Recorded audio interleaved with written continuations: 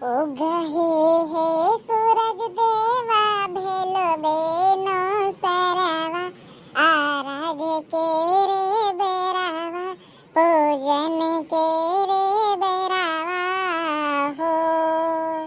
ओ गहे हे सूरज देवा भेलो बेनो सरवा आराग के रे बेरावा पूजन के रे बेरावा हो।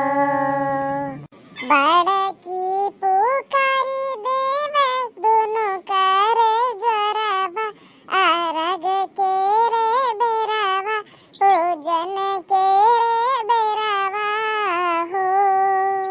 छोटकी पुकारी देवा दोनों कर जोरावा आरग के रे बेरावा पूजन के रे बेरावा हो। बाझिन पुकारी देवा दोनों कर जोरावा आरग के रे बेरावा पूजन के रे बेरावा हो। बाझिन पुकारी देवा दोनों कर जोरावा आरग के रे बेरावा पूजन के रे बेरावा हो। अंधारा पुकारी देवा दोनों कर जोरावा आरग के रे बेरावा पूजन के रे बेरावा हो। अंधारा पुकारी देवा दोनों कर जोरावा आरग के रे बेरावा पूजन के रे बेरावा हो। मोटका पुकार देवा दोनों कर जोरावा आरग के रे बेरावा पूजन के रे बेरावा हो।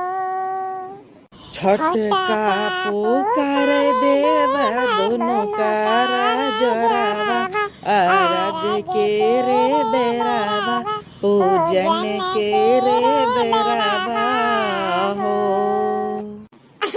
हे हमारे बड़का जीजी, अरे देखत यहाँ उसे बिचवा कोयरा वेरा के कोनो नामो निशान नहीं रहत रहा और आज देखो पूरा घेरे है। अरे बहिनी कोयरा हुए चाहे जोन हुए अब्बा जहाँ सूरज भगवान दर्शन दे दीन वहीं कोयरा सोयरा सब हट जाए। सही कही मटकिया, जहाँ अब्बे सूरज भगवान दखाने तहाँ अब्बा कोयरा वेरा सब दूर हो जाए। केहू लावे बसवा के दौरा केहू लावे गैया के दूध केहू लावे गैया के दूध केहू लावे बसवा के दौरा केहू लावे गैया के दूध केहू लावे गैया के दूध केहू लावे पनावा सुपरिया भैले अगिया के बेर भैले अगिया के बेर केहू लावे पनावा सुपरिया भैले अरगिया के देर भैले अरगिया के देर।